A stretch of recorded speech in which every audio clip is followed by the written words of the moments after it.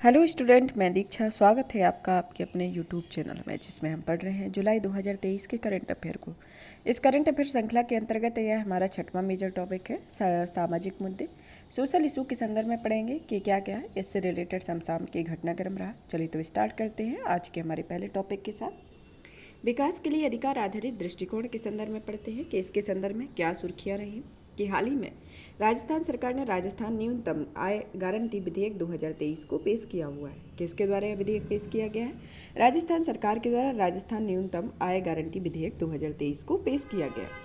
इससे संबंधित तथ्यों में देखते हैं कि इस विधेयक में गारंटी शुदा मजदूरी या पेंशन के रूप में न्यूनतम गारंटीकृत आय देने का प्रस्ताव किया गया और इस विधेयक का उद्देश्य शहरी और ग्रामीण दोनों स्तरों पर रोजगार प्रदान करना है। इसके संदर्भ में यह विधेयक को प्रस्तुत किया गया। अब आता है कि यह विधेयक राज्य के नीति निर्देशक सिद्धांतों के अंतर्गत अनुच्छेदों के अनुरूप है, जिसमें अनुच्छेद 38 के क्लॉज 2 में आय की असमानताओं को कम करने के प्रयास के अंतर्गत इस विधेयक को स्टार्ट किया गया।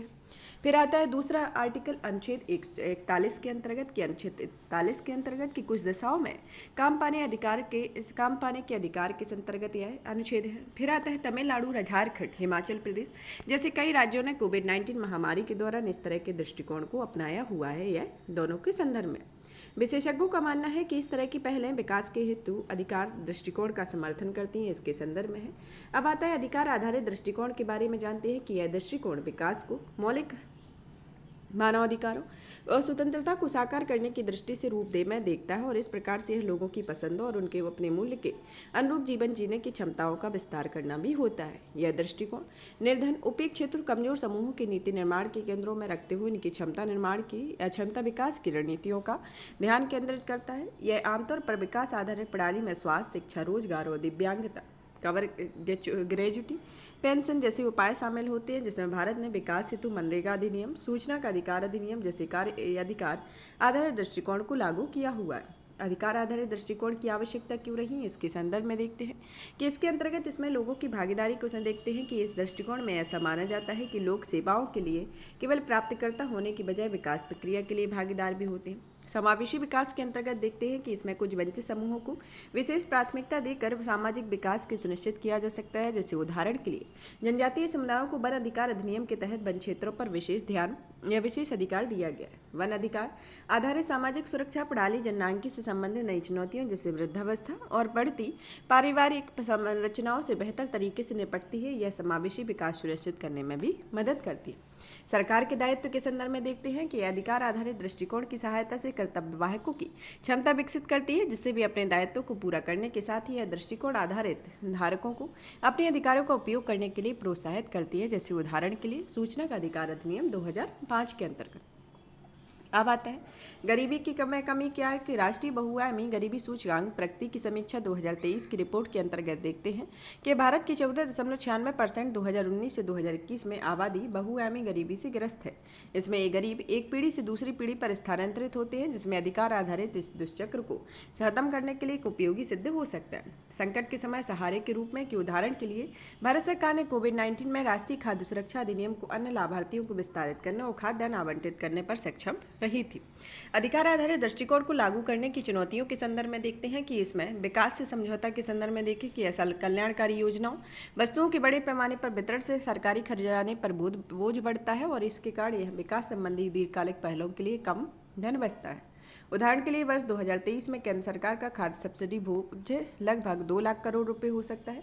प्रौद्योगिकी संबंधी बाधाओं में देखते हैं कि यह सुरक्षा संबंधी कानून की अनुपस्थिति के कारण प्रौद्योगिकी का प्रभावी उपयोग बाधा उत्पन्न करता है तथा यह लाभार्थी कल्याण योजनाओं की गति कुछ हो सकती है, जिसमें निम्नलिखित वजहों से होता है कि योजना का लाभ उठाने के लिए नाम दर्ज कराने हेतु दस्तावेज जमा करने की बोझिल प्रक्रिया की वजह से, और होता है शिकायतों से दूर नहीं होने से, और उसके बाद नाम में शामिल करने या छूट से संबंधित त्रुटियों के कारण इसके संदर्भ में इसके प्रमुख प्रावधान होते हैं।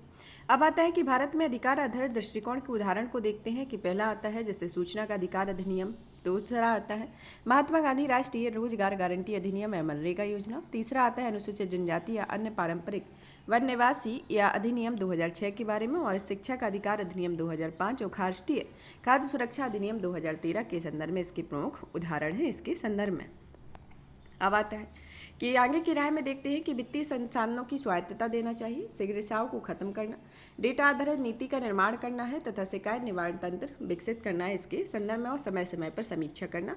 यह नियमित समीक्षा की कल्याणकारी योजना के लक्ष्य में बाधा करने वाली किसी भी कमी को दूर करने में मदद मिलेगी। इसके संदर्भ में अब आता है जल स्वच्छता और साफ सफाई के बारे में, water sanitation and hygiene programme के बारे में। हाल ही में विश्व स्वास्थ्य संगठन ने असुरक्षित पेयजल, स्वच्छता और साफ सफाई से जुड़ी बीमारियों का बोझ नामक शीर्षक से एक रिपोर्ट जारी की हुई है। इससे संबंधित तथ्यों में देखते हैं कि इसमें वॉस यह एक स्वच्छ जल व स्वच्छता साफ सफाई के लिए एक सामूहिक शब्द है जिसमें निम्नलिखित शामिल है, जिसमें सुरक्षित पेयजल तक पहुंच होना, स्वच्छता की बेहतर सुविधाएं होना और साफ सफाई के आधारभूत स्तर को बनाए रखना है। सतत विकास लक्ष्य 6 के अंतर्गत आता है कि इसका उद्देश्य सभी के लिए जल एवं स्वच्छता की उपलब्धता तथा संधारणीयता का प्रबंधन सुनिश्चित करना है। उस रिपोर्ट के अनुसार यदि सुरक्षित वॉस या सेवाओं का उपयोग किया गया होता है तो 2019 में वैश्विक स्तर पर हुई मौतों में से 2.5% को रोका जा सकता है। साथ ही इसकी सहायता से कुल दिव्यांगता समायोजित जीवन वर्षों की हानि को भी 2.9% कम किया जा सकता है। इसके संदर्भ में फिर आता है संयुक्त राष्ट्र बाल कोष के अनुसार भारत की वर्तमान स्थिति के बारे में कि एक अनुमान के अनुसार भारत में खुले में शौच से मुक्त करने के लिए लोगों की संख्या 450 मिलियन की कमी आई है। यह स्वास्थ्य सुविधाओं में स्वास्थ्य सेवाओं की कमी नवजात शिशु मृत्यु दर में वृद्धि के कारण बनती है। वर्तमान में यह 1000 जन्मों पर नवजात मृत्यु दर में 24 रही है। अब आता है कि वॉस के लाभ के बारे में कि अपेक्षित उष्णकटिबंधीय रोगों जैसे ट्रैकोमा आदि के प्रसार को रोकता है, घर में शौचालय होने से महिलाओं की सुरक्षा को बेहतर बनाता है, आर्थिक नुकसान को कम करता है क्योंकि यह परिवारों के स्वास्थ्य को खर्च कर कम करता है और कार्यबल की उत्पादकता में सुधार करता है। वॉस के कार्य में पर्यटन को आकर्षित करने में मदद मिलेगी जिससे पर्यटन को बढ़ावा मिलेगा। इसके संदर्भ में कुछ लाभ है। फिर आता है वॉस के लिए शुरू की गई वैश्विक पहलों के बारे में कि WHO वॉस रणनीति 2018 से 2025 है। वॉस 2016 से 2030 के लिए यूनिसेफ की रणनीति, इसका उद्देश्य SDG को हासिल करना है तथा UN sanitation and hygiene fund के बारे में यह सबसे अधिक बीमारी के बोझ वाले देशों को त्वरित वित्त पोषण करने के लिए इसे 2020 में लॉन्च किया गया है। Sanitation and water for all के बारे में कि यह सरकार तथा नागरिक समाज संगठनों आदि की वैश्विक साझेदारी के लिए यूनिसेफ द्वारा शुरू की गई प्रमुख पहल होती है। अब आता है कि भारत द्वारा वॉस के लिए शुरू की गई प्रमुख पहलों के बारे में कि जल संबंधी पहलों के संदर्भ में देखते हैं कि यह पेयजल गुणवत्ता और प्रबंधन सूचना प्रणाली है, जल जीवन मिशन की रिपोर्ट के अंतर्गत है तथा नमामि गंगे कार्यक्रम के अंतर्गत यह जल संबंधी है। सैनिटेशन के संदर्भ में देखते हैं स्वच्छ भारत मिशन ग्रामीण और स्वच्छ भारत मिशन शहरी आता है। हाइजीन में आता है कि किशोरियों के लिए मासिक धर्म स्वच्छता को बढ़ावा देना और सामान्य के अंतर्गत आता है रूरल वॉस पार्टनर फोरम और कायाकल्प और शहरी परिवर्तन के लिए अटल मिशन या अमृत मिशन इसके संदर्भ में है, यह प्रमुख है। अब आता है वॉस के कार्यान्वयन में चुनौती के संदर्भ में देखते हैं कि इसमें लैंगिक असमानता को संदर्भ में देखा जाए कि ऐसा देखा गया है कि प्रायः वॉस की परियोजनाओं के लिए योजना बनाने और उनकी डिजाइनिंग तथा महिलाओं को शामिल नहीं किया जाता है या परियोजनाओं के कार्यान्वयन में चुनौती का सामना करना पड़ता है। और इस रिपोर्ट के अनुसार 1/4 ग्रामीण परिवारों में महिलाएं लड़कियां प्रतिदिन 50 मिनट से अधिक समय तक जल एकत्र करने के लिए व्यतीत करती हैं। व्यवहार संबंधी चुनौतियों में यह देखते हैं कि यह आदतें, अभिवृत्तियाँ और इच्छा शक्ति की कमी जैसे कारक साफ सफाई से संबंधित ज्ञान को व्यवहार में लाने से रोकते हैं। उदाहरण के लिए परंपरागत व्यवस्था में आदी होने के कारण लोग साफ सफाई की नई सुविधाओं और विचारों का विरोध करते हैं। जैसे उदाहरण के लिए स्वच्छ भारत मिशन के तहत शौचालय के प्रयोग या उपयोग नहीं किया गया। स्वच्छता से संबंधित उत्पादों को खरीदने में सक्षम नहीं होना कि उदाहरण के लिए सुदूरवर्ती स्थानों में बहुत सी महिलाएं डिस्पोजल पैड, टेम्पलेट्स या मेंस्ट्रुअल कप जैसे स्वच्छता संबंधी उत्पाद खरीदने में सक्षम नहीं है। सिविल सोसाइटी की भागीदारी का अभाव होना, इसके संदर्भ में देखते हैं कि साफ सफाई से संबंधित अधिकांश पहलें गैर सरकारी संगठनों द्वारा कार्यान्वित की जाती है किंतु ये योजना नीति निर्माण में अत्यधिक भूमिका निभाती है। असुरक्षित पेयजल की सुरक्षा जोखिम में कि केंद्रीय प्रदूषण नियंत्रण बोर्ड ने बताया कि भारत में 276 जिलों का भौम जल दूषित रहा है तो इसमें जल में भौम जल की तय सीमा को अधिक फ्लोराइड, आर्सेनिक, नाइट्रेट पाया गया। स्वच्छता संबंधी अवसंरचना के बारे में जानकारी के अभाव में संदर्भ में देखते हैं कि अवसंरचना के बारे में नवीनतम विश्वसनीय जानकारी का अभाव रहा है। आगे की राय में देखते हैं व्यवहार परिवर्तन में कि खुलों में सोच के बदलाव को बदलने के लिए स्वच्छ भारत मिशन नजिंग का उपयोग कर रहा है। इसके अंतर्गत मास मीडिया नज उपायों की मदद ली गई। इसका उदाहरण है दरवाजा बंद अभियान। नजर एक तरह का उपाय होता है जिसके तहत लोगों को बिना दबाव वाले सर्वोत्तम हित में कार्य करने के लिए प्रेरित किया जा सकता है। जागरूकता के संदर्भ में देखते हैं कि यह लोगों को घरेलू या व्यक्तिगत स्तर पर सूचना, शिक्षा या संचार की सहायता से वॉस के लाभों में जानकारी दी जानी चाहिए, साथ ही उसके सकारात्मक प्रभावों को जागरूक किया जाना चाहिए। लैंगिक रूप से संवेदनशील बिल्डिंग कोड के बारे में किया। सामुदायिक जल आपूर्ति स्थलों और स्वच्छता सुविधाओं की महिलाओं के लिए अलग व्यवस्था होनी चाहिए। साथ ही यह सुविधाएं घर से टिकटें उपलब्ध होनी चाहिए। इनसे सुविधाओं तक होने वाली आने जाने वाली मार्ग में उचित प्रकाश की व्यवस्था होनी चाहिए। सामुदायिक भागीदारी के संदर्भ में देखते हैं कि इस योजना को बनाने में स्थानीय कारकों में विचार करने में मदद मिलेगी, जिससे one rise fit for all approach बाहर निकलने में मदद करेगी। वंचित क्षेत्रों पर ध्यान केंद्रित करना, लागत दक्ष निवेश होना, परिवर्तन निगरानी और फीडबैक को मजबूत करना, विभिन्न क्षेत्रों के बीच सहयोग होना इसके संदर्भ में। अब आता है विश्व खाद्य कार्यक्रम और वैश्विक खाद्य संकट के बारे में कि वर्ष 2023 में विश्व खाद्य कार्यक्रम को अपने कामकाज को जारी रखने के लिए आवश्यक वित्त का आधा हिस्सा ही प्राप्त हुआ है। अन्य संबंधित तथ्यों में देखते हैं कि विश्व खाद्य कार्यक्रम में 120 से अधिक देशों में क्षेत्रों में कार्य करता है और संघर्ष के कारण विस्थापित तथा आपदाओं के कारण बेसहारा हो चुके लोगों के लिए जीवन रक्षक खाद्य सामग्री का प्रदान करता है। हालांकि वर्तमान वैश्विक खाद्य संकट की व्यापकता को देखते हुए WFP के संकट का प्रबंधन करने में संघर्ष करना पड़ रहा है, इसके संदर्भ में। अब आता है वैश्विक खाद्य संकट और WFP के बारे में। यह भुखमरी में तीव्र वृद्धि होती है कि 2023 तक 345 मिलियन से अधिक लोगों में गंभीर असुरक्षा का सामना करना पड़ रहा है। यह संख्या 2020 की तुलना में दुगनी से भी अधिक है। इसकी मुख्य वजह है कोविड-19 आर्थिक प्रभाव, रूस यूक्रेन युद्ध, विश्व के विभिन्न भागों में संघर्ष की स्थिति और आर्थिक गिरावट देखने को मिलती है। वित्त की कमी होती है, जिससे गंभीर भुखमरी से ग्रस्त लोगों की संख्या तीव्र गति से बढ़ रही है, जिसमें वित्त पोषण धीमी गति से बढ़ रहा है। खाद्य पदार्थों और ईंधन की बढ़ती कीमतों के कारण खाद्य सहायता पहुंचाने में 2019 की तुलना में 44% अधिक हो गई है।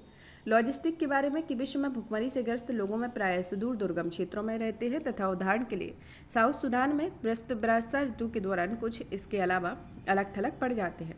जलवायु परिवर्तन और प्राकृतिक आपदाओं के संदर्भ में कि जलवायु परिवर्तन के कारण प्राकृतिक आपदाओं की आवृत्ति या तीव्रता WFP की प्रतिक्रिया क्षमताओं को भी प्रभावित करती है। इसके संदर्भ में WFP का महत्व के बारे में देखते हैं कि खाद्य सुरक्षा और SDG 2 के तहत जीरो हंगर लक्ष्य की प्राप्ति के लिए महत्वपूर्ण है। इसकी गतिविधियों को 2/3 हिस्सा संघर्ष प्रभावित देशों में केंद्रित है। WFP 65 देशों में 18.5 मिलियन बच्चों को स्कूली भोजन उपलब्ध कराता है तथा आपातकालीन तैयारी तथा प्रतिक्रिया के लिए तकनीकी तथा विकास सहायता भी प्रदान करता है।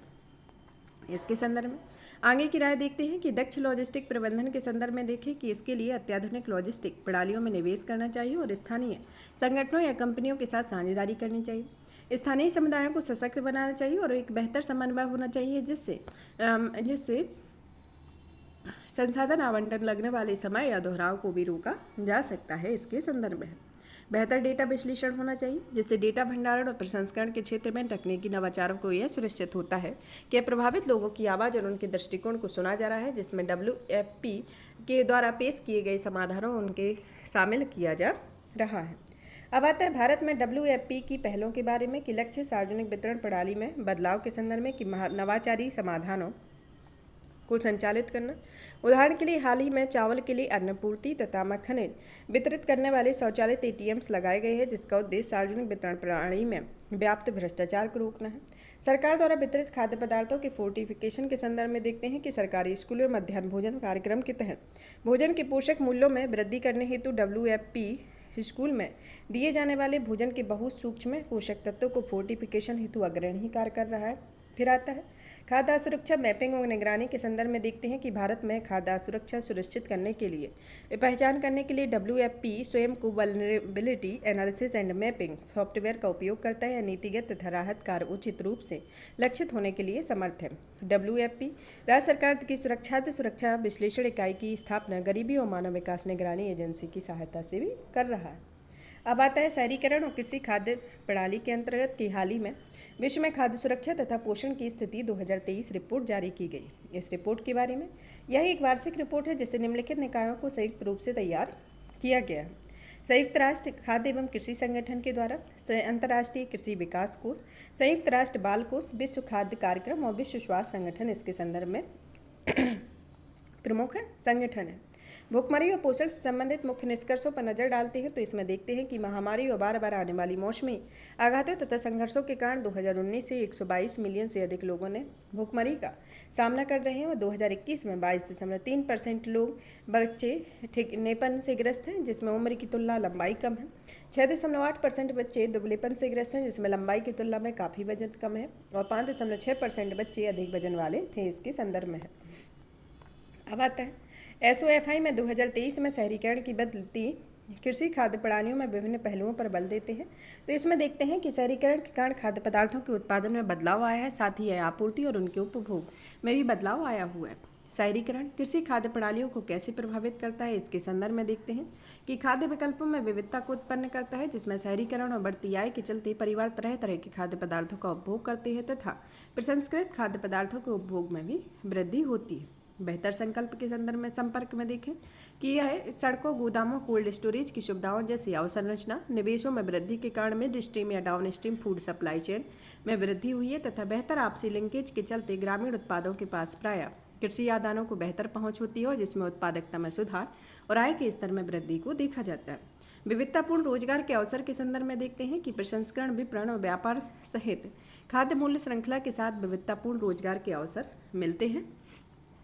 और अन्य के अंतर्गत देखते हैं तो इसमें परिधीय शहरी खाद्य बाजारों और खुदरा दुकानों की संख्या और उनके आकार में वृद्धि होती है तथा यह सुपर मार्केट का पर्याप्त रूप से विस्तार होता है। शहरीकरण के कारण कृषि खाद्य प्रणालियों का प्रतिकूल प्रभाव होता है, जिसमें उच्च वसा, शर्करा तथा नमक वाले प्रसंस्कृत ऊर्जा समृद्ध खाद्य पदार्थों की तुलना में पौष्टिक खाद्य पदार्थों की लागत उच्च होती है और ये गरीबों के लिए वहन योग्य नहीं होते हैं। यह कुपोषण के कारण बन सकते हैं। मूल्य श्रृंखला में औपचारीकरण के कारण सीमांत किसान मूल्य श्रृंखला बाहर हो जाते हैं और इस वजह से आय के अवसरों में हानि होती है। शहरी विस्तार में परिधीय शहरी कृषि आजीविका को खतरा उत्पन्न होता है तथा पारंपरिक खाद्य पदार्थों की मांग में कमी और अस्वास्थ्यकर आहार में वृद्धि होती है तथा यह शहरी विस्तार के कारण भूमि उपयोग में भी परिवर्तन को देखते हैं। अब आता है चुनौतियों से निपटने के लिए अवसरों को बढ़ाने हेतु कुछ उपाय किए गए हैं कि नीतिगत दृष्टिकोण के तहत शहरी, परिधीय शहरी, ग्रामीण क्षेत्रों के बीच मौजूदा कनेक्टिविटी को बेहतर बनाने हेतु इसका लाभ उठाने की आवश्यकता है। खाद्य सुरक्षा और पोषण सुनिश्चित करने हेतु कृषि खाद्य प्रणाली को पहुंच बढ़ाने के लिए बुनियादी तथा सार्वजनिक वस्तुओं या क्षमताओं की वृद्धि हेतु निवेश करने की आवश्यकता है। प्रौद्योगिकियों और नवाचारों को विकसित करने के लिए अनुसंधान एवं विकास में सार्वजनिक निवेश को बढ़ाने की आवश्यकता है तथा ग्रामीण और शहरी कनेक्टिविटी को मजबूत बनाने के लिए कृषि खाद्य प्रणाली शासन तंत्र की संस्थाओं को सेक्टरल और प्रशासनिक सीमाओं के बढ़ने से आवश्यकता है। इसके संदर्भ में अब आता है स्कूल शिक्षा प्रणाली के लिए प्रदर्शन ग्रेडिंग इंडेक्स के बारे में कि हाल ही में शिक्षा मंत्रालय ने 2 रिपोर्ट्स अर्थात राज्यों तथा केंद्र शासित प्रदेशों के लिए प्रदर्शन ग्रेडिंग इंडेक्स 2.0 और जिलों के लिए PGI-D जारी किया हुआ है। PGI तथा PGI-D के बारे में कि इसे क्रमशः राज्य तथा जिला स्तर पर स्कूली शिक्षा प्रणाली में आकलन किया जाता है और इस रिपोर्ट्स को तैयार करने में एकीकृत जिला सूचना प्रणाली 2021-22 या तथा राष्ट्रीय उपलब्धि सर्वेक्षण 2021 को डेटा लिए गए। इस रिपोर्ट में केंद्र शासित प्रदेशों या राज्यों को जिनमें जिलों को 10 श्रेणियों में वर्गीकृत किया गया है।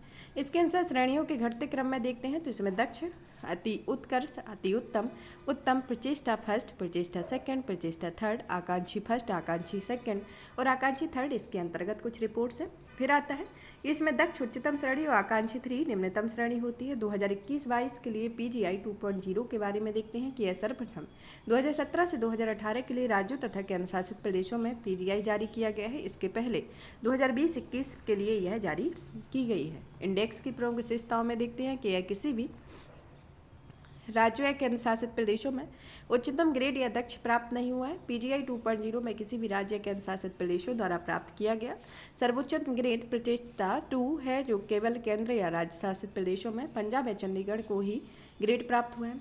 3 राज्यों अरुणाचल प्रदेश, मेघालय और मिजोरम में निम्नतम ग्रेड आकांक्षी 3 प्राप्त हुआ है, जो विचलन में कमी आई हुई है 2021-22 में। यह अधिकतम तथा न्यूनतम बीच का अंतर 23.8 है, जो अधिकतम अंतर 2017-18 में 51% रहा है। अब आता है 2020-21 और 2021-22 के लिए PGI-D की संयुक्त रिपोर्ट में कि इस इंडेक्स में परिणामों, कक्षा की प्रभावी संचालन, स्कूली सुरक्षा आदि पर ध्यान केंद्रित किया जाता है। उच्चतम 2 ग्रेड अर्थात दक्ष या उत्कर्ष किसी भी जिले में प्राप्त नहीं हुआ है। इसके संदर्भ में मातृभाषा में बुनियादी शिक्षा के संदर्भ में देखते हैं कि केंद्रीय माध्यमिक शिक्षा बोर्ड से संबंधित स्कूलों को शिक्षकों के शिक्षा के वैकल्पिक माध्यम के रूप में भारतीय भाषाओं को विचार करने का निर्देश दिया गया है। इसका उद्देश्य बहुभाषी शिक्षा को बढ़ावा देना है। इससे संबंधित तथ्यों में देखते हैं कि सीबीएसई में प्री प्राइमरी कक्षाओं में 12वीं कक्षा तक की शिक्षा के वैकल्पिक माध्यम है। भारतीय संविधान के अनुसूची 8 में सूचीबद्ध भारतीय भाषाओं का उपयोग किया गया है। यह कदम राष्ट्रीय शिक्षा नीति 2020 के अनुरूप है, जिसका उद्देश्य कई भाषाओं में शिक्षा को शुरू करना है। मातृभाषा से संबंधित कुछ संवैधानिक और कानूनी प्रावधान होते हैं, जिसमें संविधान के अनुच्छेद 385 में सरकार को यह सुनिश्चित करने का प्रयास किया गया है कि अल्पसंख्यक समुदाय में बच्चों को उनकी मातृभाषा में शिक्षा के लिए शिक्षा के अधिकार अधिनियम 2009 में यह जहाँ तक संभव है वहाँ स्कूल है शिक्षा के संदर्भ में बच्चे की मातृभाषा होनी चाहिए। अब आता है मातृभाषा में स्कूली शिक्षा के महत्व के बारे में देखते हैं कि विस्तार संज्ञानात्मक विकास होना चाहिए,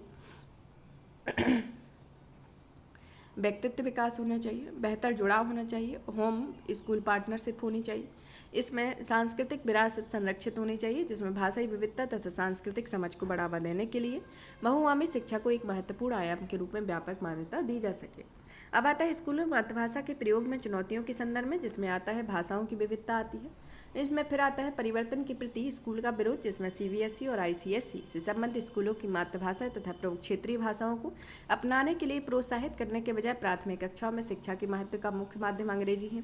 शिक्षकों की उपलब्धता के संदर्भ में तथा यह वित्तीय व्यवहार्यता के संदर्भ में भी देखा जाता है, नीतिगत मुद्दे में देखा जाता है तथा अंग्रेजी की प्राथमिकता के बारे में देखा जाता है।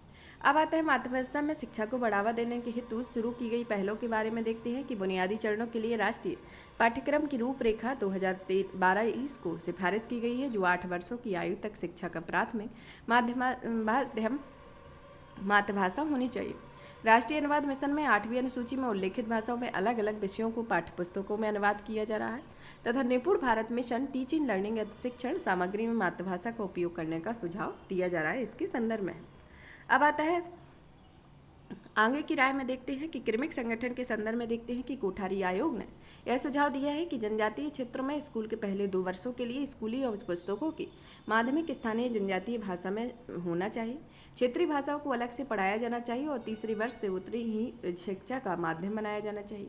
प्रायोगिक परियोजनाओं के कार्यान्वयन में सीखना चाहिए तथा कुशल शिक्षकों की भर्ती की जानी चाहिए, जिससे सफल बनाने के लिए शैक्षणिक परिवर्तन के साथ प्रशिक्षित शिक्षकों को भी शामिल किया जा रहा है। क्या आप जानते हैं कि उड़ीसा बहुभाषी शिक्षा शुरू करने वाला एकमात्र राज्य है? यह नीति केवल उड़ीसा के जनजातीय क्षेत्रों में ही लागू है और इस कार्यक्रम को कक्षा 1 से 5 तक बच्चों की प्राथमिक शिक्षा को कवर करने के लिए डिजाइन किया गया है। इसके संदर्भ में अब आता है समानता की मार्ग रिपोर्ट के बारे में कि हाल ही में संयुक्त राष्ट्र विकास कार्यक्रम के द्वारा और यूएनवीमैन ने संयुक्त रूप से समानता का मार्ग या महिला सशक्तिकरण या मानव विकास में एक लैंगिक समानता नामक शीर्षक से एक रिपोर्ट जारी की हुई। इस रिपोर्ट के बारे में कि इस रिपोर्ट के 2 प्रमुख सूचकांक हैं, जिसमें पहली वैश्विक लैंगिक समानता सूचकांक है और यह सूचकांक निम्नलिखित 4 आयामों पुरुषों के लिए सापेक्ष महिलाओं की स्थिति का मूल्यांकन करने के लिए किया जाता है, जिसमें जीवन और अच्छा स्वास्थ्य है, शिक्षा तथा कौशल निर्माण और ज्ञान है, श्रम और वित्तीय समावेशन है और निर्णय लेना है। इसके संदर्भ में 4 प्रमुख स्थितियां हैं। महिला सशक्तिकरण सूचकांक के अंतर्गत यह पूरी तरह से महिलाओं पर केंद्रित है। यह 5 आयामों के अंतर्गत जीवन के में विकल्प चुनने और अवसरों का लाभ उठाने में महिलाओं की शक्ति और स्वतंत्रता को नापता है। जीजीपीआई के 4 आयामों के अलावा देखते हैं तो इसमें एक नया आयाम हिंसा से मुक्ति को शामिल किया गया है। इसके संदर्भ में आता है। आप जानते हैं कि संयुक्त राष्ट्र विकास कार्यक्रम के बारे में इसकी उत्पत्ति 1966 में हुई। यह गरीबी उन्मूलन, असमानताओं और बहिष्करण को कम करना तथा लचीलेपन का निर्माण करना ताकि देश में प्रगति बनाया जा सके और इसमें लगभग 177 देशों और क्षेत्राधिकार को कम कर सकता है। इसके संदर्भ में है और यह मानव विकास रिपोर्ट और वैश्विक बहुआयामी सूचकांक नामक रिपोर्ट जारी करता है। आप जानते हैं यूएनवीमैन के बारे में कि इसकी स्थापना 2010 में की गई थी, जिसका मुख्यालय न्यूयॉर्क यूएसए में। यूएनवीमैन के बारे में कि यह संयुक्त राष्ट्र की एक संस्था है जो लैंगिक समानता और महिला के सशक्तिकरण के लिए कार्य करती है। इसके संदर्भ में है। रिपोर्ट के मुख्य बिंदुओं पर नजर डालते हैं तो इसमें आता है लैंगिक समानता के संदर्भ में देखते हैं कि इसमें किसी भी देश में पूर्ण लैंगिक समानता नहीं हासिल की है। जीवन और इच्छा स्वास्थ्य के संदर्भ में, शिक्षा कौशल और निर्माण और ज्ञान में और वित्तीय श्रम और वित्तीय समावेशन में कि यह वैश्विक स्तर पर विगत 3 दशकों में वृद्धाम कामकाजी उम्र में 25 से 54 वर्ष के 90% से अधिक पुरुष श्रम शक्ति में शामिल थे, जबकि इसे कामकाजी उम्र की केवल 61.8% महिलाएं ही श्रम शक्ति में भागीदार थीं। अब आता है संक्षिप्त सुर्खियों में कि सतत विकास लक्ष्य प्रगति रिपोर्ट 2023 के बारे में कि संयुक्त राष्ट्र ने सतत विकास लक्ष्य प्रगति रिपोर्ट का विशेष संस्करण जारी किया गया। किसके द्वारा जारी किया गया है? संयुक्त राष्ट्र के द्वारा। यह रिपोर्ट संयुक्त राष्ट्र आर्थिक एवं सामाजिक मामलों के विभाग द्वारा जारी की गई है और इस सतत विकास के 2030 के एजेंडा की दिशा में हुई वैश्विक प्रगति की निगरानी की गई है। इस रिपोर्ट के अंतर्गत SDG 17 में लक्ष्यों तथा 159 टारगेट्स का एक सेट होता है, जिसका उद्देश्य मानव कल्याण के विकास कार्यों को सुव्यवस्थित करने में मदद करना होता है। और इस रिपोर्ट के मुख्य बिंदुओं पर नजर डालें तो यह है SDG के 50% से अधिक लक्ष्यों की प्राप्ति की दिशा में प्रगति को कमजोर रही है, जबकि यह 30% में लक्ष्यों की प्रगति की दिशा में रुक सी गई है। SDG की प्रगति पर कोविड-19 महामारी और तहरीर संकट, जिसमें जलवायु परिवर्तन, जैव विविधता हानि और प्रदूषण का अत्यधिक प्रभाव पड़ रहा है और वर्ष 2030 तक लगभग 84 मिलियन बच्चे स्कूल में बाहर होंगे, इसके संदर्भ में है। अब आता है संयुक्त राष्ट्र आर्थिक तथा सामाजिक मामलों के विभाग में, जिसका मुख्यालय न्यूयॉर्क USA में है, जिसकी उत्पत्ति 1948 में हुई थी तथा यह इस सतत विकास के परिवर्तनकारी 2030 के एजेंडा से मार्गदर्शन प्राप्त करना है तथा यह संयुक्त राष्ट्र के विकास को स्तंभ को बनाए रखना है, जिसका उद्देश्य दुनिया भर में देशों को उनके आर्थिक, सामाजिक और पर्यावरणीय लक्ष्यों को पूरा करने में मदद करता है और इसके लिए वह सरकारों तथा हितधारकों के लिए साथ मिलकर कार्य करता है, इसके संदर्भ में। अब आता है संसद में 2 नए स्वास्थ्य विधेयकों को पारित किया गया है, इसके संदर्भ में कि हाल ही में राष्ट्रीय नर्सिंग और मिडवाइसरी आयोग विधेयक 2023 में राष्ट्रीय दंत चिकित्सा आयोग विधेयक 2023 संसद में पेश किया गया, जिसका उद्देश्य क्रमशः पैरामेडिकल तथा दंत चिकित्सा क्षेत्र में गुणवत्तापूर्ण शिक्षा में सुधार करना है। और यह विधेयक राष्ट्रीय चिकित्सा आयोग अधिनियम की तर्ज पर लाया गया है, जिसका उद्देश्य गुणवत्तापूर्ण और सस्ती चिकित्सा शिक्षा तक पहुंच में सुधार करना है। राष्ट्रीय दंत चिकित्सा आयोग 2023 चिकित्सक अधिनियम 1948 को निरस्त करता है, जिसमें एक राष्ट्रीय दंत चिकित्सा आयोग स्थापित करने का प्रस्ताव किया गया और यह देश में दंत चिकित्सा शिक्षा और पेशे को विनियमित करता है। इसमें नेशनल एग्जिट टेस्ट की तर्ज पर दंत चिकित्सक के लिए एक एग्जिट टेस्ट का प्रावधान किया गया है, जिसमें MNMC विधेयक भारतीय नर्सिंग परिषद अधिनियम 1947 को निरस्त करेगा। अब आता है कि उच्चतर स्तर शिक्षा संस्थानों के लिए संस्थागत विकास योजना के बारे में कि विश्वविद्यालय अनुदान आयोग ने उच्चतर शिक्षा संस्थानों के लिए संस्थागत विकास योजना को तैयार किया गया है, जिसके निर्देश जारी किए गए। राष्ट्रीय शिक्षा नीति 2020 में IDP के महत्व को स्वीकार करते हुए यह सिफारिश की गई है कि प्रत्येक संस्थान को एक रणनीतिक IDP का निर्माण करना चाहिए और इसके तहत UGC में प्रत्येक HIEI के लिए अपने स्वयं के IDP का निर्माण करने में दिशा निर्देश विकसित किया गया। IDP की आवश्यकता की स्वीकार्य उत्पत्ति उत्पन्न की गई, जिसमें एक समान मानदंड सभी पर लागू नहीं होता है। इसका कारण यह होता है कि प्रत्येक HEI में आगे बढ़ने के लिए एक अलग उपाय की आवश्यकता की गई।